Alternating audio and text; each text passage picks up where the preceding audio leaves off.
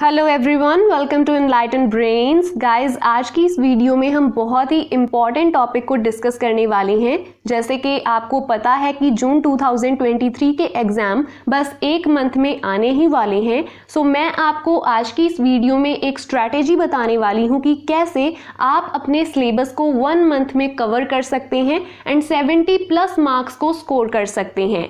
ये मेरी एक पर्सनल स्ट्रैटेजी है जिसको मैंने अपनी ग्रेजुएशन एंड मास्टर डिग्री के दौरान यूज़ किया और हमेशा रिजल्ट्स बहुत ही अच्छे आए हैं। सो आप अच्छे मार्क्स को कैसे स्कोर कर सकते हैं, चलिए देखते हैं आज की इस वीडियो में। हमारा सबसे पहला पॉइंट गाइज ये है कि बहुत सारे स्टूडेंट्स ऐसे होते हैं जिनको पता ही नहीं होता कि उनका सिलेबस क्या है। उन्होंने कभी अपनी बुक्स को नहीं देखा होता। इसका एक रीज़न ये भी होता है कि इग्नो की बुक्स बहुत लेट आती हैं। कई स्टूडेंट्स के पास तो अभी तक बुक्स ही नहीं होगी। सो अगर आपके पास बुक्स नहीं है वो एक सेपरेट मैटर है, आप ऑनलाइन अपनी बुक्स को डाउनलोड कर सकते हैं।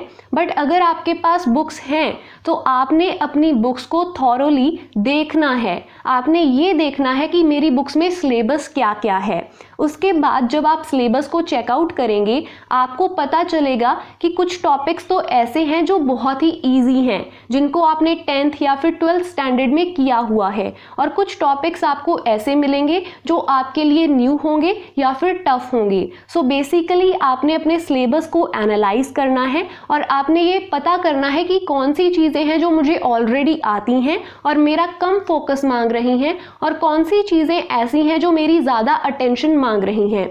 एक बार जब आपको आपके सिलेबस की क्लैरिटी हो जाएगी, उसके बाद हमारी आती है स्ट्रैटेजी। आपने क्या करना है, आपने अपने सिलेबस को गाइस डिवाइड कर लेना है। 1 मंथ का क्या मतलब होता है कि हमारे पास 30 डेज हैं। सो हम हमारे सिलेबस को 30 डेज में डिवाइड कर लेंगे। अगर तो आपके पास 6 सब्जेक्ट हैं तो आप मानकर चलिए कि आप हर सब्जेक्ट को पूरे 5 दिन दे सकते हैं। बट कुछ स्टूडेंट्स के 8 सब्जेक्ट भी होते हैं तो आप 3 दिन डेडिकेटेड 3 दिन दे सकते हैं एक सब्जेक्ट को। कुछ हमारे सब्जेक्ट्स इतने इजी होते हैं जिसको हम 1 या 2 दिन में कवर कर सकते हैं, और कुछ सब्जेक्ट ऐसे भी होते हैं जो ज़्यादा टाइम की डिमांड करते हैं। सो आपने डिसाइड कर लेना है कि मैंने किस सब्जेक्ट को कितने दिन देने हैं या फिर कितने घंटे देने हैं। जब आपकी ये स्ट्रैटेजी बन जाएगी तो आपने गाइस क्या करना है, आपने डाउनलोड करने हैं प्रीवियस ईयर के क्वेश्चन पेपर। प्रीवियस ईयर के क्वेश्चन पेपर इग्नो में इतने ज़्यादा इम्पॉर्टेंट हैं कि अगर आप पिछले 5 साल के प्रीवियस ईयर के क्वेश्चन पेपर को अच्छे से पढ़कर चले जाएं तो भी आप 60 या फिर 70+ मार्क्स को स्कोर कर सकते हैं। बाकी मैटर आता है आपकी राइटिंग स्किल्स का भी, कि आप लिखते कैसे हैं आंसर को, आप हैंड राइटिंग कैसे करते हैं, ये भी एक इम्पॉर्टेंट फैक्टर होता है। बट जो प्रीवियस ईयर के क्वेश्चन पेपर हैं ये बहुत ही इम्पॉर्टेंट रोल प्ले करते हैं आपको अच्छे मार्क्स दिलवाने में। क्योंकि इग्नो में क्या होता है, हर साल वही सेम से क्वेश्चन रिपीट होते रहते हैं। सो अगर आप पिछले 5 साल के क्वेश्चन पेपर्स में से जो सबसे ज़्यादा रिपीट हुए क्वेश्चन हैं उन टॉपिक्स की अगर आप तैयारी कर लें तो भी आपके मार्क्स अच्छे आ जाएंगे। अब ध्यान रखिए, यहाँ पर मैंने टॉपिक बोला है, सीधा उसी क्वेश्चन को एग्जैक्टली वैसे ही याद कर नहीं चले जाना है। अगर आपको कोई टॉपिक ऐसा दिखाई दे रहा है क्वेश्चन पेपर में जो काफ़ी बार रिपीट हो चुका है तो आपने उसकी अच्छे से प्रिपरेशन कर लेनी है। अब आप प्रिपरेशन कैसे कर सकते हैं? देखिए, अगर आप इग्नो की बुक से प्रिपरेशन करना चाहते हैं तो उसका एक प्रो तो ये है कि वो बुक्स बहुत ही डिटेल में होती हैं और आपको सारे टॉपिक की अच्छी क्लैरिटी दे देती हैं। बट ये डिटेल में होना ही उसका एक ड्रॉबैक भी है, क्योंकि स्टूडेंट के पास इतना टाइम नहीं है कि वो इतने लंबे लंबे चैप्टर्स को या टॉपिक्स को कवर कर पाए। तो वहाँ पर हमारे लिए बहुत ही अच्छी साबित होती हैं हेल्प बुक्स। सो आप हेल्प बुक्स को मार्केट से बाय कर सकते हैं, क्योंकि इन हेल्प बुक्स में क्या होता है गाइस, प्रीवियस ईयर के क्वेश्चन पेपर भी होते हैं और वो सॉल्व्ड भी होते हैं। तो आपको पता होता है कि अगर इस टाइप का क्वेश्चन आ रहा है तो मैंने कैसा आंसर लिखना है। और इन्हीं हेल्प बुक्स में चैप्टर की समरी होती है। सो आपको बहुत लंबा चैप्टर पढ़ने की ज़रूरत नहीं पड़ती है। ये इजी टू अंडरस्टैंड होती हैं, आप इजीली इनको समझ सकते हैं कि क्या कहा गया है इस पर्टिकुलर चैप्टर में। अगर आप इग्नो में फ्रेशर हैं और न्यू एडमिशन ली है, आपने अभी अभी आपने 12th को पास किया था, तो ये स्ट्रैटेजी आपके लिए बहुत ही अच्छी साबित हो सकती है। क्योंकि जब मैंने ग्रेजुएशन में इग्नो में एडमिशन ली थी तो मेरे लिए काफी मुश्किल था इग्नो के सिलेबस को अंडरस्टैंड करना या फिर वो कैसे क्वेश्चन करते हैं उसको समझ पाना। तो तब मैंने ये हेल्प बुक्स को बाय किया था और इन्हीं से मैंने अपनी तैयारी की थी। एंड यहाँ पर एक पॉइंट मैं और मेंशन कर दूं कि अगर आप हेल्प बुक से भी तैयारी कर रहे हैं तो भी ऐसा नहीं है कि आपको सभी टॉपिक्स को पढ़ना चाहिए। आपने सिर्फ और सिर्फ इम्पॉर्टेंट टॉपिक्स को पढ़ना है और वो भी सारे सब्जेक्ट्स के। अब आप में से बहुत सारे ऐसे स्टूडेंट्स होंगे जो ये जानना चाहते होंगे कि कौन सी हेल्प बुक बेस्ट है, क्योंकि मार्केट में बहुत सारी हेल्प बुक्स अवेलेबल हैं।